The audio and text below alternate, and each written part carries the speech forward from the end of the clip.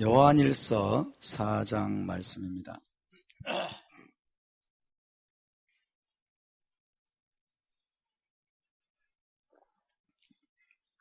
요한일서 4장 7절, 8절 우리 두 절만 한 목소리로 봉독합니다. 사랑하는 자들아, 우리가 서로 사랑하자. 사랑은 하나님께서 한 것이니 사랑하는 자마다 하나님으로부터 나서 하나님을 알고 사랑하지 아니하는 자는 하나님을 알지 못하나니 이는 하나님은 사랑이심이라. 아멘. 우리가 지금 요한일서를 암송하고 또 사도 요하난, 유대인 사도 요하난을 통해서 히브리적인 복음을 배워가고 있습니다. 요한일서가 점점 분명하게 깨달아져 가고 계시나요? 요한일서의 메시지가 선명해지기 시작하셨죠? 네, 요한일서의 이 메시지 중에 가장 중요한 메시지 하나는 뭐냐면 하나님의 계명을 지키라는 것입니다. 하나님의 계명을 준수하고 지키는 것, 이것이 히브리적인 신앙이고 유대적인 신앙임을 사도 요한은 분명하게 밝히고 있습니다. 하나님을 사랑하는 것은 이것이니 곧 그의 계명들을 지키는 것이라. 그래서 사도 요한은 하나님의 계명 준수를 굉장히 강조합니다. 그리고 그 계명들 중에서도 사도 요한이 강조하는 게 뭐죠?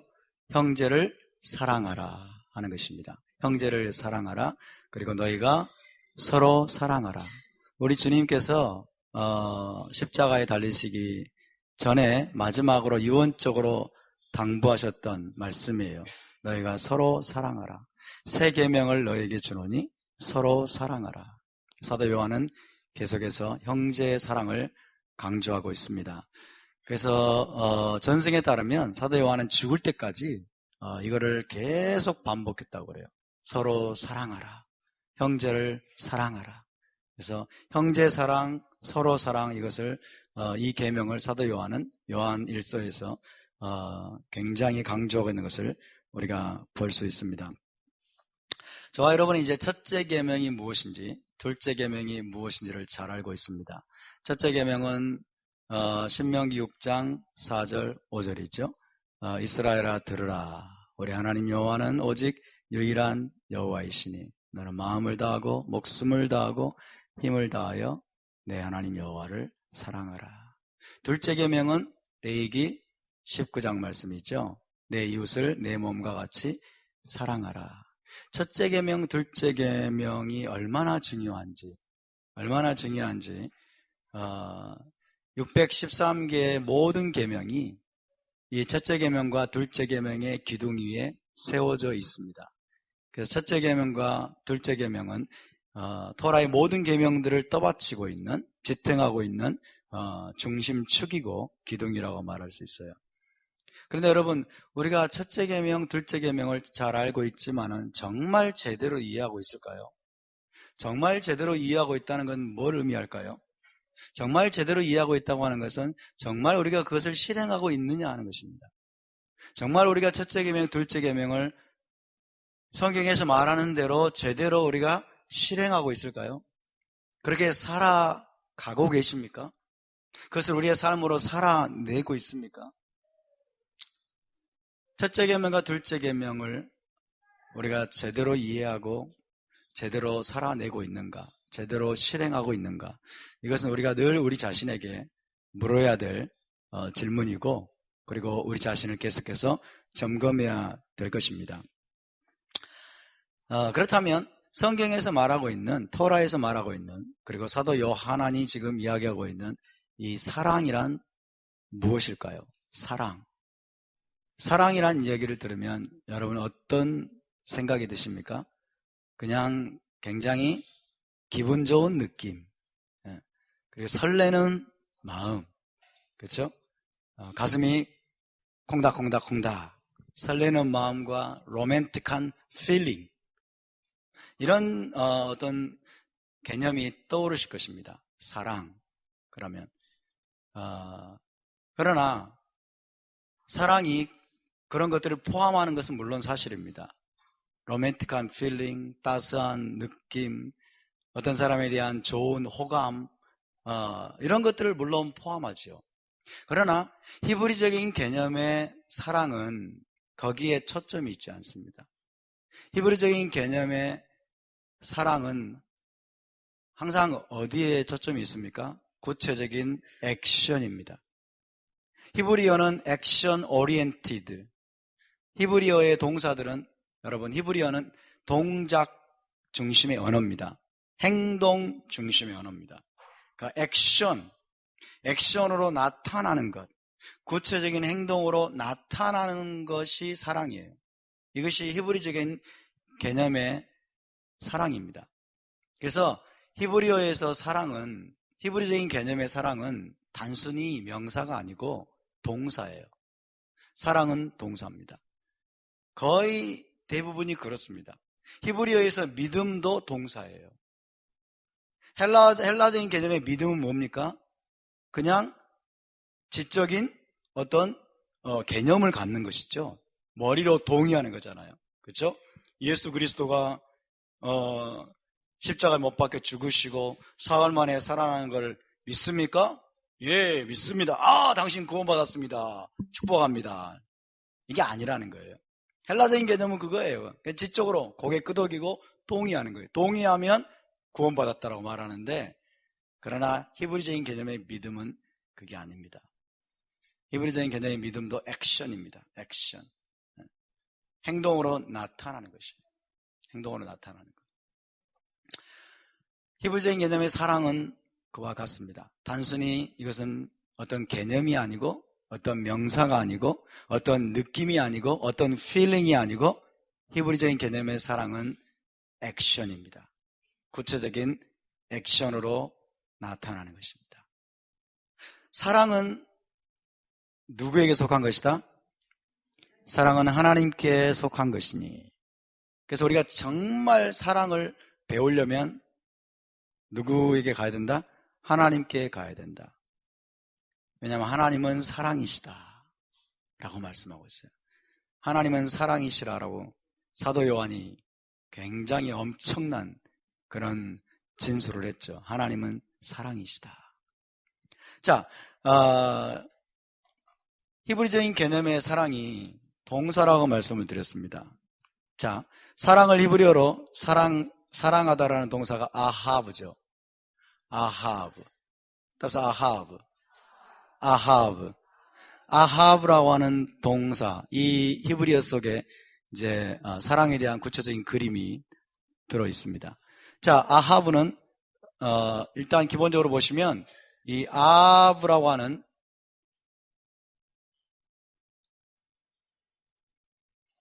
아브 플러스 해 이렇게 이해할 수 있습니다. 아브는 아버지예요. 아버지. 그래서 진정한 사랑이 뭐냐? 아버지의 계시다. 아버지의 계시다 라고 이야기할 수 있습니다. 하나님 아버지의 계시. 하나님 아버지가 사랑이시기 때문에, 그렇죠? 하나님 아버지의 계시가 사랑입니다. 자, 이 사랑을 보시면, 자, 이게 알렙이 있습니다. 그리고 베트가 있습니다. 알렙은 아버지를 뜻합니다. 아버지를 뜻하고 베트는 아들을 뜻합니다. 해는 주다라는 의미가 있습니다. 그래서 아버지가 아들을 주신 것입니다. 아버지가 아들을 주신 것, 이것이 궁극적인 사랑입니다. 할렐루야. 아버지가 아들을 주신 것. 여기에서 이제 이것을 모델로 해서, 자, 알렙은 나라고 한다면은 베트는 상대방입니다. 그래서 사랑은 내가 상대방에게 주는 것입니다. 주는 것입니다. 그렇기 때문에 히브리적인 개념의 사랑은 주는 것입니다. 사랑은 주는 것이다. 사랑은 giving입니다. giving. 주는 것. 주는 것이 사랑이에요. 그래서 이 아하브라고 하는 이 동사는 무엇과 유사하냐면요. 아하브라고 하는 동사는 야하브라는 동사하고 비슷합니다. 야하브. 그래서 이 야하브라는 동사가 무슨 뜻이냐면 주다라는 뜻이에요. 아하브라는 동사는 야하브라는 동사와 연결되어 있습니다. 그래서 히브리적인 개념의 사랑이 어떤 속성을 가지고 있느냐, 그 사랑의 본질을 이 야하브라는 단어 속에서 우리는 깨달을 수 있습니다. 그게 뭐냐고요? 주다. 사랑은 주는 것입니다. 아멘? 주는 것은 뭡니까? 액션입니다. 액션. 사랑은 나에게 있는 가장 소중한 것을 주는 것입니다. 나에게 있는 귀중한 것을 행동으로 주는 것입니다. 사랑은 단순히 따스한 느낌만이 아닙니다. 사랑은 단순히 로맨틱한 필링이 아닙니다. 사랑은 단순히 어떤 사람에게 좋은 감정을 갖는 것만이 아닙니다. 그것들을 물론 포함하겠지만, 그러나 그것만 가지고는 되지 않습니다. 히브리어의 사랑은 액션에 초점이 있습니다. 액션에. 사랑은 반드시 나타납니다. 그래서 사도 요한은 하나님의 사랑에 대해서 이렇게 이야기하죠. 하나님의 사랑이 우리에게 이렇게 나타난 바 되었으니 하나님이 액션을 취하셨다는 거예요. 하나님이 저와 여러분에 대한 좋은 감정을 가지고, 그렇죠? 로맨틱한 감정을 가지고, 우리를 기뻐하시는 감정을 가지고 하나님이 액션을 취하셨다는 것입니다. 그래서 하나님의 사랑이 우리에게 이렇게 나타난 바 되었다라고 이야기하고 있어요. 그래서 여러분, 하나님 아버지께서 우리에게 무엇을 주셨어요? 아들을 내어 주셨습니다. 아들. 독생자를 우리를 위해서 주신 것이 아버지의 사랑입니다. 할렐루야. 이로써 우리가 사랑을 알고, 진정한 사랑은 바로 이것이구나. 자기의 아들을 아끼지 아니하시고 우리를 위해서 내어주신 그 하나님이 이제 우리를 위해서 무엇을 아끼겠는가? 그 아들과 함께 모든 것을 우리에게 은사로 주지 아니하시겠는가? 그것을 우리가 알게 된다는 거예요. 진정한 사랑을 우리가 하나님의 그 액션으로부터 알게 된다는 겁니다. 그러나 여러분, 하나님의 사랑이 아들을 주신 것만이 아니고 예수와께서는 또 우리에게 뭘 주셨어요? 자기의 목숨을 내어주셨어요. 십자가에서 가장 소중한 자기의 목숨을 우리에게 내어주셨습니다. 이것이 사랑입니다. 이것이 진정한 사랑입니다. 이것이 사랑이신 하나님이 우리에게 보여주신, 액션으로 보여주신, 우리에게 선물로 주신, 내어주신 참 사랑입니다. 여러분, 우리가 본받아야 될 사랑은 바로 이런 종류의 사랑인 줄로 믿습니다. 아멘. 우리의 사랑도 하나님은 나타내기를 원하십니다. 우리의 사랑도 드러나기를 원하십니다. 우리도 주기를 원하십니다. 구체적으로. 이것이 하나님의 사랑이에요. 따라 볼까요? 사랑은 주는 것이다.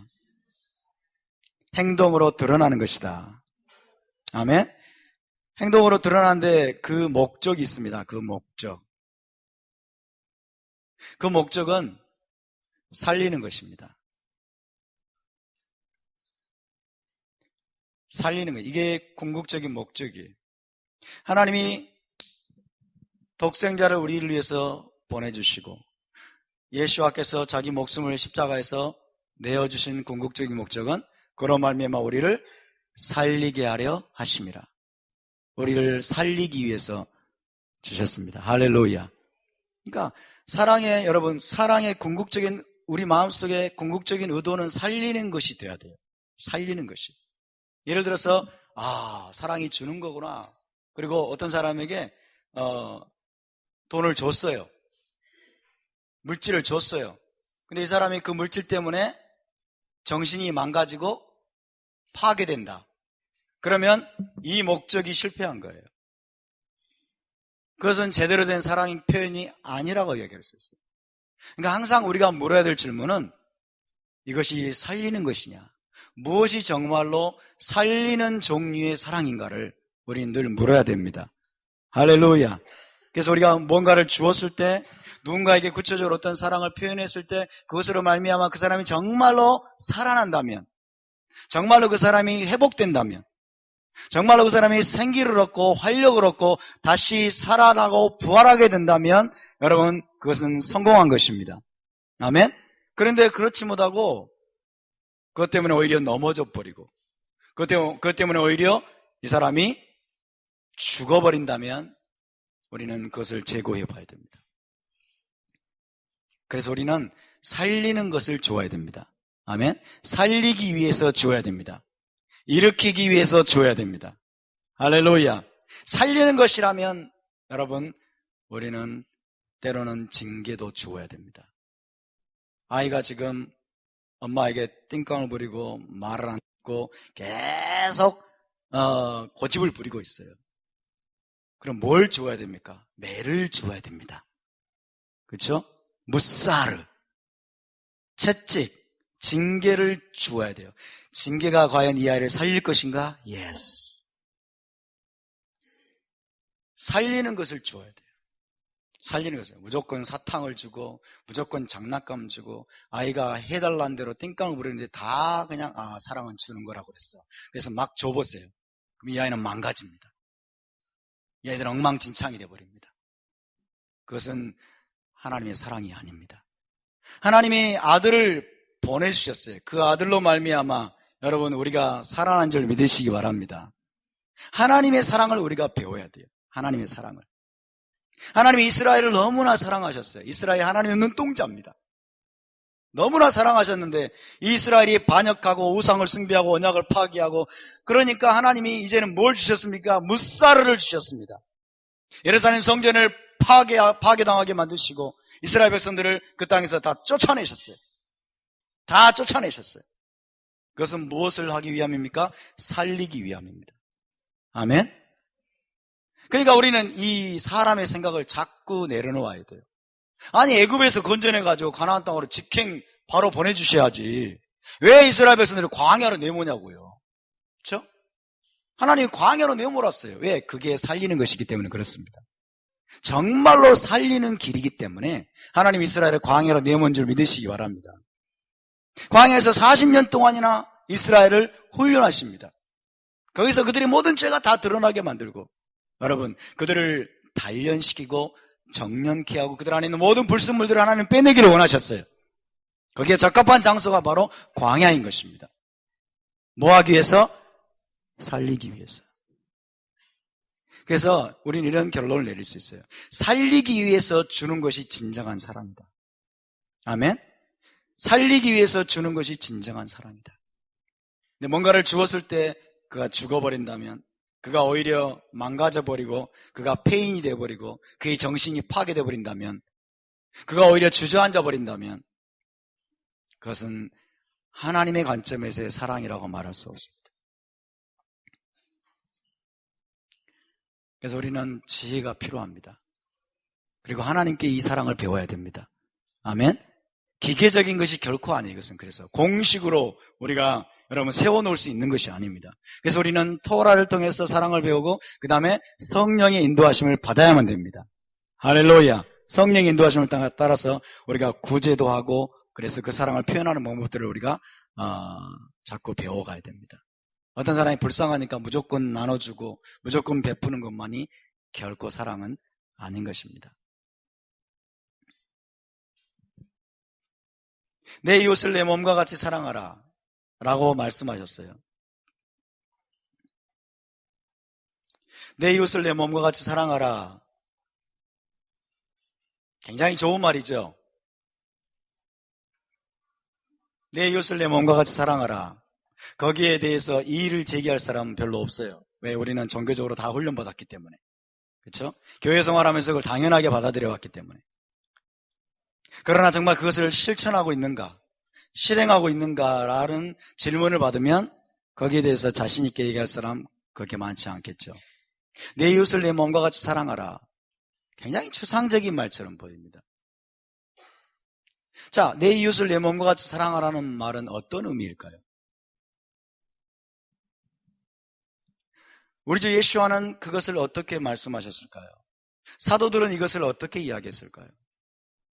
히브리적인 관점에서의 그 말씀을 우리가 어떻게 받아들이고 어떻게 구체적으로 우리가 액션으로 드러내야 될까요? 이런 것들을 좀 살펴볼 필요가 있습니다. 자, 먼저 예수와께서는 그 말씀을 어떻게 받아들이셨느냐? 그 말씀을 어떻게 우리에게 가르쳐 주셨느냐? 자, 예수와는 마태복음 7장 12절에서 그 말씀을 우리에게 구체적으로 설명해 주셨습니다. 마태복음 7장 12절을 찾아보십시다. 마태복음 7장 12절. 마태복음 7장 12절. 네, 이것을 내 몸과 같이 사랑하라고 하는 우리 주 예수와의 미드라시입니다. 예수와께서 주신 설명입니다. 함께 있습니다. 시작. 남에게 대접을 받고자 하는 대로 너희도 남을 대접하라. 이것입니다. 이것이 율법과 선지자의 온 강령이니라 라고 말씀하셨어요. 토라와 선지서의 모든 명령의 핵심이다 이런 뜻이에요. 토라와 선지서의 핵심적인 명령이다. 토라와 선지서의 서머리다. 요약이다라고 말씀하고 있어요. 이것은 여러분 내 이웃을 내 몸과 같이 사랑하라라고 하는 그 명령에 대한 우리 주님의 설명입니다. 주님의 설명이에요. 그래서 남이 너를 대해 주기를 바라는 대로 너도 그렇게 남을 대우하라 하는 거예요. 다른 사람이 너를 어떻게 대해줬으면 좋겠다라고 바라는 것이 있지 않느냐? 그렇다면 너도 그렇게 다른 사람을 대해주라는 거예요. 이것이 이웃사랑하기를 내 몸과 같이 하라고 하는 명령에 대한 주님의 설명입니다. 남에게 대접을 받고자 하는 대로 너희도 남을 대접하라. 이 번역 때문에 제가 중학교 때 이 말씀을 대접 그러면서 무슨 음식을 담아다가 이렇게 대접하는 이렇게 생각을 했어요. 번역이 참 그래서 별로 안 좋아요. 다른 사람이 너를 어떻게 대해줬으면 좋겠다 하는 그 방식대로 너도 다른 사람을 그렇게 대하라는 거예요. 다른 사람이 너를 존중하기를 원하느냐? 그렇다면 너도 다른 사람을 존중하라는 거예요. 다른 사람이 너를 좀 있는 그대로 용납해 주기를 원하느냐? 그렇다면 너도 다른 사람을 그렇게 용납해 주라는 거예요. 아멘? 그러니까 다른 사람이 나를 어떻게 좀 대해줬으면 좋겠다고 바라는 바들이 다 있을 겁니다. 다 바라는 바들이 있을 거예요. 그러면 그 바라는 바대로 다른 사람을 그렇게 대하라는 거예요. 이것이 내 이웃을 내 몸과 같이 사랑하라고 하는 우리 주님의 설명입니다. 아멘? 여러분 그렇게 하시기를 바랍니다.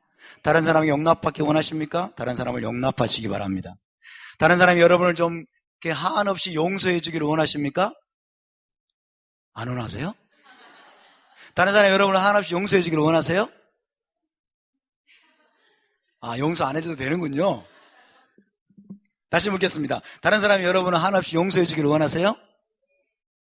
이제 그 다음에 할 말이 좀 두려워서 대답 안 하신 거죠?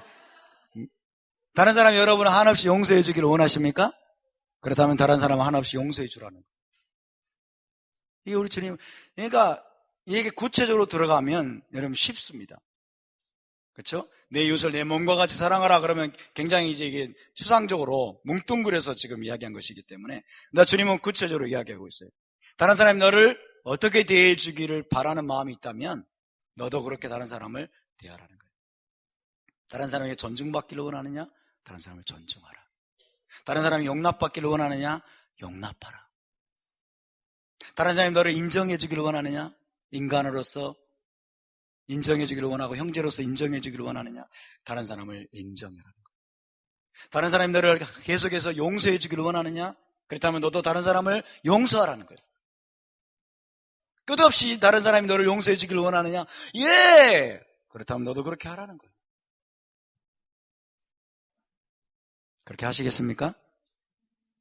그것이 진짜 사랑이라는 것입니다. 그것이 진정한 사랑이라는 거예요.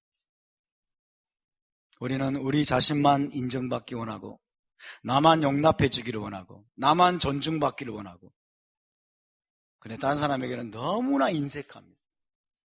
이것은 여러분 진짜 이기적인 거예요. 이거는 하나님께 속한 것이 아닙니다.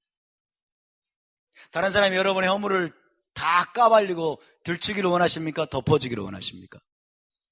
덮어주기를 원하시죠? 다른 사람의 허물을 덮어주시기 바랍니다. 아멘? 이것이 여러분 우리가 이웃에게 또 사도 요한이 우리에게 명령하고 있는 형제를 사랑하라. 그리고 서로 사랑하라는 말씀의 의미입니다. 우리 주님께서 하신 말씀이에요. 이것에 대해서 두 번째로 랍비 힐렐이 말씀이 있습니다. 예수와보다 조금 전에 살았던 랍비 힐렐. 랍비 힐렐에게 이방인이 찾아왔습니다. 이방인이 찾아와가지고 탈무드에 보면 먼저 힐렐에게 간 게 아니고 먼저 샤마에게 했어요. 1세기 당시에는 BC 아마 BC 1세기부터 1세기 초에 힐렐과 샤마이라는 이 양대 산맥이 있었어요. 랍비 중에. 그래서 샤마이는 상당히 토라를 엄격하게 해서 그랬습니다. 힐렐은 상당히 토라를 느슨하게 해서 그랬습니다. 그래서 한 이방인이 샤마이를 찾아갔습니다. 샤마이를 찾아가서 이렇게 이야기했습니다. 선생님, 랍비님, 제가 한 발을 들고 있는 동안에 토라 전체를 설명해 주세요. 그러면 제가 개종하겠습니다. 너에게로. 그러니까 샤마이가 열받아가지고 건축하는 자로 그냥 두들겨 패면서 쫓아내버렸어요. 유대교를 무시하고 하나님의 토라를 무시한다고 생각을 해가지고 쫓아내버렸어요. 그러니까 이 이방인이 이제 실망에 빠져가지고 힐렐에게 찾아갔습니다. 힐렐에도 똑같이 랍비님, 제가 한 발을 들고 있는 동안에 토라 전체를 설명해 주세요. 그러면 제가 유대교를 개종하겠습니다. 그때 랍비 힐렐이 한마디로 요약을 했습니다. 너에게 싫은 것은 다른 사람에게도 하지 말라. 이것이 토라 전체다. 그리고 나머지는 다 주석이니까 가서 이제 토라를 공부하라. 그 이야기를 듣고 이 사람이 뛸 듯이 기뻐하면서 개종했다는 이야기입니다. 그래서 랍비 힐렐은 토라 전체를 아버지 부작용이 많네요. 이게 막 흘러나오고 땡큐.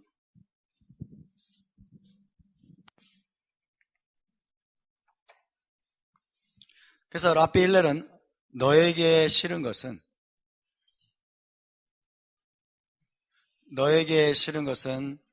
다른 사람에게도 하지 마라. 이렇게 요약을 했습니다. 너에게 싫은 것은 다른 사람에게도 하지 마라. 예수와께서는 긍정적으로 설명을 하셨고 랍비 힐렐은 부정적인 차원에서 설명을 했어요. 어떤 게 확 다가올까요? 이게 더 확 다가와요. 똑같은 말입니다. 좀 다르게 표현했을 뿐이에요. 그러니까 토라 전체가 결국에는 내 이웃사랑하기를 내 몸과 같이 하라고 하는 말씀인데 예수와께서는 모든 토라와 선지서의 강령이 바로 이것이다. 그러면서 다른 사람이 너에게 어떻게 대해주기를 바라는 대로 너도 다른 사람에게 먼저 그렇게 행하라고 말씀하셨고 랍비 힐렐은 너에게 싫은 것은 다른 사람에게도 하지 말라는 거예요. 너에게 싫은 것은 나에게 싫은 것 그러면 생각이 많이 날 겁니다. 다른 사람이 여러분의 인격을 무시하기를 원하십니까? 싫죠? 다른 사람의 인격을 무시하면 안 됩니다. 다른 사람이 나를 멸시하는 것 원치 않습니다. 그래서 다른 사람을 멸시하면 안 돼요. 다른 사람이 나 없는 데서 내 흉을 보고 험담을 하고 그런 거 원하십니까? 싫지요? 절대로 하지 마세요. 절대로 하지 마세요. 나에게 싫은 게 너무 많아요. 그런 거를 하지 말라는 거예요. 그러니까 토라의 모든 계명을 요약해보면 바로 이거예요. 너에게 싫은 것은 다른 사람에게도 하지 말라. 아멘? 우리 한국 사람들의 고질적인 병이 있어요. 한국 사람들은 고질적인 병이 있어가지고 일단 모르는 사람 만나면 뭐부터 합니까? 나이부터 물어봐요. 나이부터 물어봐가지고 나보다 한 살이라도 어리면 그때부터 무시하기 시작합니다. 다 그런 건 아니죠. 전반적인 성향을 얘기하는 거예요.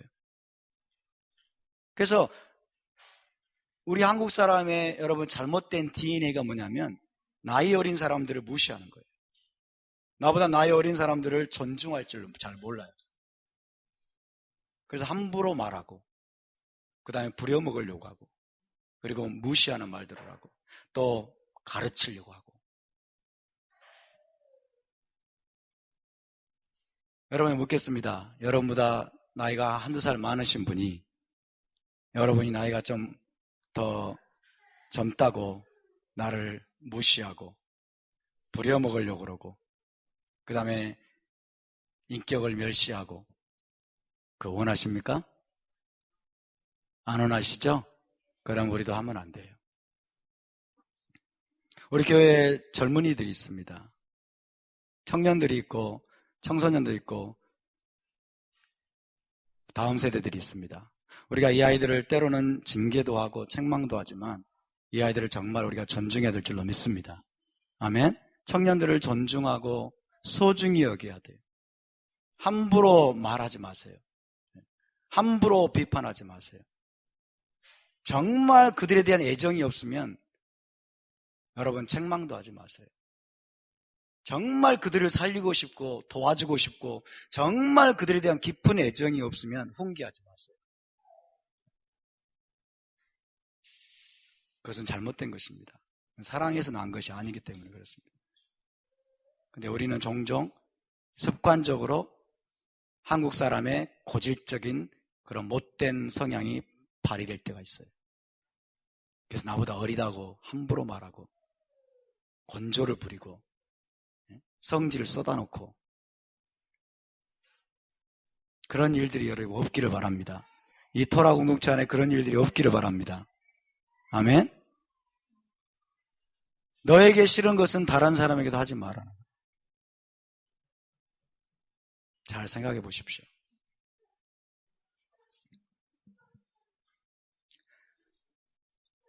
세 번째로 사도 바울은 이 말씀을 네 이웃 사랑하기를 내 몸과 같이 하라 라고 하는 말씀을 어떻게 이해했을까요? 사도 바울은 사랑은 이웃에게 악을 행하지 아니하는 것이다.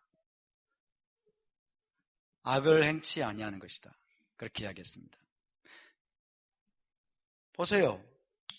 우리 주님의 말씀과 힐렐의 말씀과 사도 바울의 말씀이 다 지금 구체적인 행동입니다. 그렇죠? 필링이 아니 단순히. 필링이 아니에요. 다른 사람이 너를 어떻게 대해주기를 바라는 대로 너도 다른 사람을 그렇게 대하라.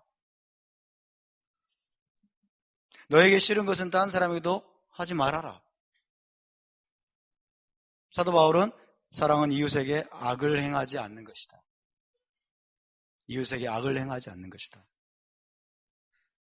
이웃에게 나쁜 짓 하지 말라는 거예요. 사기치지 말라는 거예요. 거짓말하지 말라는 거예요. 속이지 말라는 거예요. 다른 사람이 나 속이기를 원하십니까? 원치 않죠? 다른 사람 속이지 마세요. 다른 사람이 나에게 거짓말하기를 원치 않으십니까? 그렇다면 다른 사람에게 거짓말하지 마세요. 습관적으로 거짓말하는 사람들이 종종 있습니다. 그 순간을 모면하기 위해서. 거짓말할 의도는 없는데 그 순간을 모면하기 위해서 그 거짓말하는 습관이, 변명하는 습관이 몸에 배어있는 사람들이 있어요. 다른 사람이 나에게 그렇게 하기를 원하십니까? 원치 않죠? 그럼 나도 그렇게 하면 안 돼요. 이웃에게 악을 행하지 않는 것이다 라고 말합니다. 이웃에게 악을 행하지 않는 것. 다른 사람에게 악을 행하지 않는 것. 그렇죠? 내 이웃사랑을 내 몸과 같이 하라. 그러면 우리는 잘 안 다가와요. 하도 많이 들어가지고. 사랑이라고 하는 이 말 속에 담겨있는 헬라적인 뉘앙스 때문에. 그러나 이렇게 구체적으로 풀어서 우리 유대인 예수와 사도들은, 유대인 랍비들은 우리에게 이렇게 가르쳐 줍니다. 사도 베드로는 어떻게 우리에게 가르쳐 줄까요? 사도 베드로는 사랑은 허다한 허물을 덮는 것이다. 허물을 덮어주는 것이라는 거예요. 사랑은 허물을 덮어주는 것이다. 어떤 사람이 허물이 드러나면 저도 좀 그런 성향이 있어요. 어떤 사람이 허물이 딱 보이잖아요. 그러면 딱 끌어버려. 상종 못할 인간이구만. 특히 남자들 조심해야 돼요. 어떤 사람의 약점이 보이고 허물이 보이고 또 죄가 보이고 이러면 이제 완전히 끊어버리고 돌아서 버려요. 이거는 사랑이 아닙니다. 이건 결국 사랑이 아니에요. 특히 여러분, 이 믿음의 공동체는 가족이에요, 가족. 자, 우리의 가족들 중에서 죄를 범했어요. 죄를 범해가지고 예를 들어서 좌우지간 문제가 생겼어요. 그러면 내 가족인데 이 사람이 죄가 드러나서 이놈의 자식 상종 못할 인간이구만, 너 나가, 이렇게 하시겠어요? 하시겠어요? 안 하시겠어요? 당연히 안 하죠. 그렇죠? 가족이 아니면 나하고 별로 상관이 없으면 그냥 교류를 끊으면 돼요. 조용히. 그렇죠? 나와 상관이 없다는 뜻이에요. 그러나 사도 요한이 지금 이야기하고 있는 너희가 믿음의 공동체 안에서 서로 사랑하라고 얘기하고 있어요. 서로 사랑하라. 형제를 사랑하는 문제에 대해서 이야기하고 있어요. 그래서 우리가 지금 함께 교회 생활을 하고 함께 토라를 배워나가고 함께 우리가 지금 여러분 믿음 생활을 해나가는 과정 속에서 우리가 형제들의 허물을 보게 됩니다. 어떤 사람의 잘못을 보게 됩니다. 어떤 사람의 문제를 우리가 인지하게 됩니다. 그때 여러분 어떤 태도를 취하시겠습니까? 어떤 태도를 취하시겠어요? 이 사람, 저 사람에게 그것들을 다 알리고 다니고 홍보하고 다니고 대대적으로 선전하고 다니시겠어요? 아니에요. 덮어주셔야 돼요. 덮어주셔야 돼요. 허물을 덮어주는 게 여러분, 허물을 덮어주는 게 그 문제를 인정한다는 뜻은 아니에요. 아시겠어요? 야, 가족들 가운데 자, 허물이 있어요. 그 허물을 덮어주는 거예요. 허물을 덮어준다고 해서 그 허물을 그냥 방치하고 그냥 인정해주는 것을 의미하는 것은 아닙니다. 허물을 들춰내지 말라는 거예요. 허물을 까발리거나 허물을 가지고 대대적으로 선전해서 그 사람에게 모욕을 주고 그 사람을 부끄럽게 하고 그 사람을 고통스럽게 하고 그렇게 하지 말라는 거예요. 그 허물을 건강하게 공동체 안에서 건강하게 해결하는 방법을 모색하라는 거예요. 리더십에게 조용하게 가서 이야기한다 할지 어떻게 하면 살릴 것인가를 생각해야 돼요. 늘 우리가 고민하고 늘 우리가 물어야 될 질문은 어떤 것이 그 사람을 정말로 살리는 것인가 하는 거예요. 아멘? 누군가가 잘못을 범했을 때 여러분 까발리고 여기저기 소문내고 다니고 뒤에서 험담하고 다니고 이 사람이 저랬대, 이 사람이 이런 짓을 했대, 이렇게 하는 것이 과연 살리는 것일까요? 죽이는 거예요, 여러분. 그리고 그 말을 듣는 그 사람도 죽입니다. 그래서 라쇼나라는 세 사람을 죽인다고 그래요. 그죠? 라쇼나라의 대상이 되는 그 사람을 죽이고 그 라쇼나라를 듣는 그 사람도 죽이고 그 다음 나중에는 자기도 죽여요. 그러니까 절대로 라쇼나라를 하면 안 돼요. 무엇이 정말 살리는 것일까? 일단 허물을 덮어야 됩니다. 허물을 가려줘야 돼요. 다른 사람이 보지 않도록. 그래서 부끄러움과 수치가 드러나지 않도록. 부끄러움과 수치가 드러나면 여러분 공동체 안에서 어떻게 머리를 들고 다니겠습니까? 어떻게 얼굴을 들고 다니겠습니까? 그리고 나서는 질문해야 됩니다. 어떤 것이 정말 살리는 길일까? 하나님께 물으십시오. 어떤 것이 정말로 살리는 길일까? 그리고 때로는 조용히 공동체 리더를 찾아가서 그 문제를 가지고 논의하는 거예요. 살리기 위해서 논의하고 의논하고 좋은 방법을 모색하고 함께 기도하고 그리고 필요하다면 때로는 개인적으로 찾아가는 거예요. 개인적으로 찾아가서 정말 하기 힘든 말이지만 그 문제를 직면하도록 해주는 거예요. 때로는 그것이 살리는 길이라는 생각이 들면 그 사람 개인을 찾아가서 진솔하게 내가 당신을 살리기 원합니다. 살리기 원해서 이런 말을 하기 원합니다. 이런 말을 드리지 않을 수 없습니다. 중요한 것은 여러분 살리려는 마음이 우리에게 있어야 됩니다. 아멘. 근데 우리는 너무 죽이는 데 익숙해 있어요. 죽이고도 죄책감도 못 느껴. 마음대로 험담하고 다니고 허물을 까발리고 막 이 사람 저 사람에게 말하고 다니면 쾌감이 있거든요. 저는 그것을 이렇게 말합니다. 지옥적인 쾌감이라고 말해요. 이 사람 저 사람에게 말하고 다니면 지옥으로부터 온 쾌감이 와요. 그러니까 사람들이 막 험담하고 다녀요. 막. 이 사람한테 말하고 저 사람한테 말하면서 누군가를 험담하는 것은 꽤나 즐겁습니다. 여러분. 그렇죠? 다 경험해 보셨죠? 아닌 것처럼 다들 꽤나 즐거워요. 그리고 그런 사람들은 꼭 동조자를 찾습니다. 동조자. 그리고 공동체를 망가뜨리고 그 사람을 매장시켜버려요. 그 사람의 평판을 떨어뜨려버려요. 여러분 이 토라 공동체 안에서 그런 일들이 없기를 바랍니다. 아멘. 그런 여러분 악질적인 범죄와 저와 여러분 영원히 결별할 수 있기를 바랍니다. 할렐루야. 우리의 가장 중요한 목적은 살리는 것입니다. 할렐루야. 모든 사람에 대해서 그런 종류의 애정을 가지시기 바랍니다. 아멘. 허다한 허물을 덮어주는 거라고. 사랑은 허다한 허물을 덮느니라. 다섯 번째, 야고보. 여섯 번째, 사도 요한. 야고보와 사도 요한은 분명하게 동일합니다. 이 세상의 재물을 가지고 도와주라는 거예요. 도와줄 때 도와주라. 구체적인 행동입니다. 이 세상의 재물을 가지고 형제를 도와줄 마음을 닫으면 하나님의 사랑이 어찌 그 사람 속에 있겠느냐. 그리고 다른 사람이 헐벗은 형제가 오고 왔는데 형제여 더웁게 하라, 따스하게 하라, 편안하게 하라 하고 쓸 것을 주지 않는다면 그것이 어찌 사랑이겠느냐. 사도 야고보가 그렇게 이야기합니다. 그렇죠? 그래서 야고보와 요한도 마찬가지예요. 구체적인 액션입니다. 액션이. 그냥 좋은 느낌만 가지고 있어서는 안 돼요. 그냥 어떤 사람에게 친절한 느낌과 여러분 좋은 감정만 가지고 있는 것이 사랑이 아닙니다. 히브리적인 개념의 사랑은 액션입니다. 아멘. 주는 것입니다. 내 것을 주는 것입니다. 주되 살리기 위해서 주는 것입니다.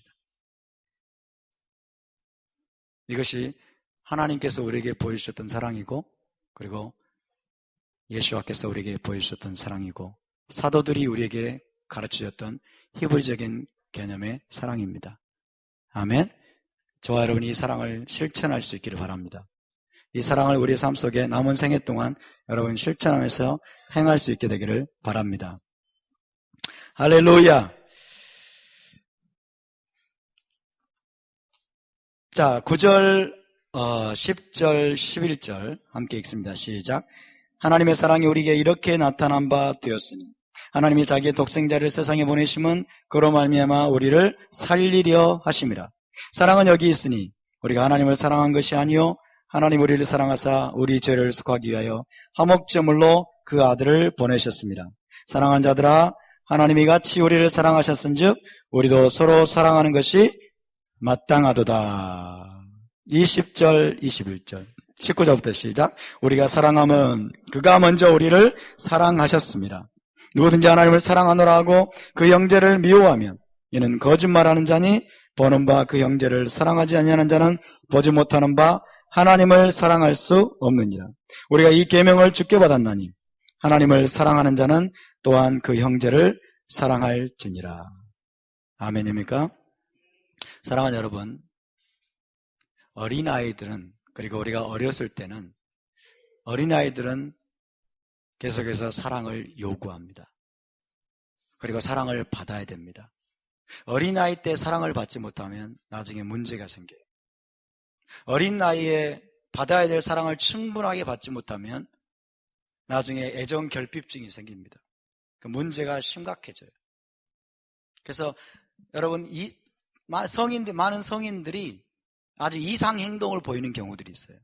아주 꼴을 부리고 열등감에 빠지고 맨날 표정이 어둡고 부정적인 맨날 언행을 하고, 이런 부분들은 대부분 제가 볼 때는 애정 결핍증이에요.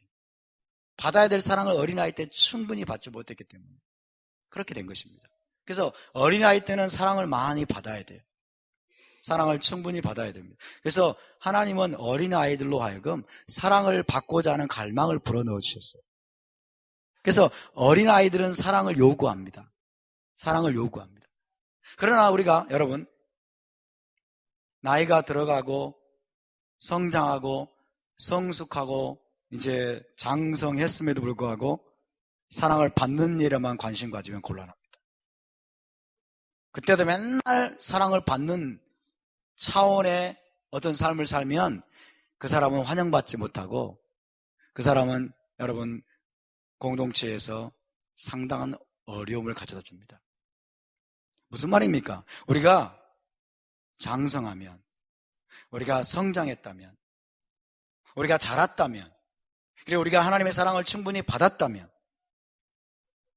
이제 어떻게 하라는 거예요? 사랑받으려고 하는데 관심 갖지 말고 이제 사랑을 베풀라는 것입니다. 아멘? 장성한 자의 특징은 주는 것입니다. 어린아이들은 맨날 받으려고 해요. 어린아이들은 맨날 이기적이에요. 자기밖에 몰라요. 그러나 여러분 신앙생활 도대체 몇 년 하셨습니까?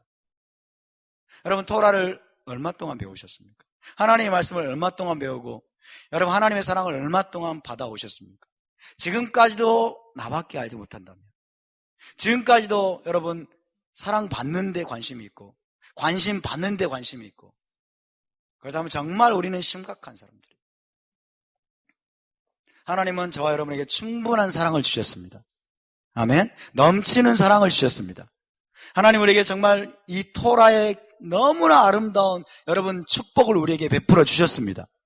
그렇다면 이제부터 우리가 여러분 사랑 받으려고만 하지 말고 우리가 받은 이 축복과 사랑을 적극적으로 나눠주고 그리고 사랑을 사람들에게 베푸는데 더 큰 관심을 가져야 될 줄로 믿습니다. 그 사도 요한이 뭐예요? 그가 우리를 먼저 사랑하셨고 우리가 하나님의 사랑을 우리가 받았기 때문에 이제는 형제를 사랑하라고 말하는 거예요. 사랑할 수 있는 능력이 너에게 이제 있다는 거예요. 왜? 그분의 사랑이 우리에게 부어졌기 때문에. 할렐루야. 여러분 하나님이 우리를 계속해서 성장케 하셨고 우리를 장성하게 하셨음을 인해 감사드립니다. 이제 우리에게 책임이 있습니다. 더 이상 우리가 이기적인 신앙생활을 하지 마십시오. 나밖에 알지 못하고 나만 사랑받으려고 하고 나만 관심 받으려고 하고 나만 더 많은 것들을 취하려고 하는 그런 종류의 여러분 신앙생활이 아니라 이제 우리가 넘치는 사랑을 받았기 때문에 아들을 하나님 우리에게 보내주셨고 그 아들이 십자가에서 목숨을 버리기까지 우리를 사랑하셨기 때문에 그리고 더군다나 우리 교회는 여러분 이 아름다운 토라의 유산과 축복들을 우리에게 하나님이 넘치도록 부어주셨기 때문에 어떻게 하면 더 사랑할까? 어떻게 하면 사랑을 더 표현할까? 어떻게 하면 다른 사람에게 더 관심을 갖고 내 안에 있는 축복과 은혜와 사랑을 더 나누어 줄까? 어떻게 하면 더 많은 섬김으로 내가 섬길 수 있을까? 여러분 이런 데 관심을 갖는 저와 여러분이 될 수 있기를 바랍니다. 그런 사람들이 많은 공동체가 성숙한 공동체입니다. 그런 공동체는 절대로 싸울 일이 없을 것입니다. 분쟁할 일이 없을 것입니다. 왜 분쟁이 있습니까? 왜 싸움이 있습니까? 왜 다툼이 있습니까? 다 자기밖에 모르기 때문에 그래요. 나한테 관심을 달라는 거예요. 내 말 좀 들어주라는 거예요. 그것은 여러분 어린아이 수준의 단계. 우리가 토라를 이해하고 깨달았다면 우리는 더 이상 어린아이가 아닙니다. 아멘? 왜 우리가 토라를 순종하고 계명에 순종하는 것이 왜 중요한지를 우리가 여러분 알고 그것을 감격적으로 받았다면 우리는 더 이상 어린아이 수준에 머물러 있지 않습니다. 할렐루야. 하나님이 저와 여러분을 여러분 장성한 자로 보십니다. 믿습니까? 그렇다면 이제는 사랑을 베풀고 적극적으로 나누고 그리고 우리가 받은 그 사랑과 은혜를 가지고 적극적으로 섬기는 일에 다른 사람을 살리는 일에 어떻게 하면 살릴 것인가? 더 많은 사람을 살리고 더 많은 사람을 섬길 것인가? 여기에 관심을 갖는 저와 여러분이 될 수 있기를 주님의 이름으로 축복합니다. 할렐루야. 우리 함께 일어나서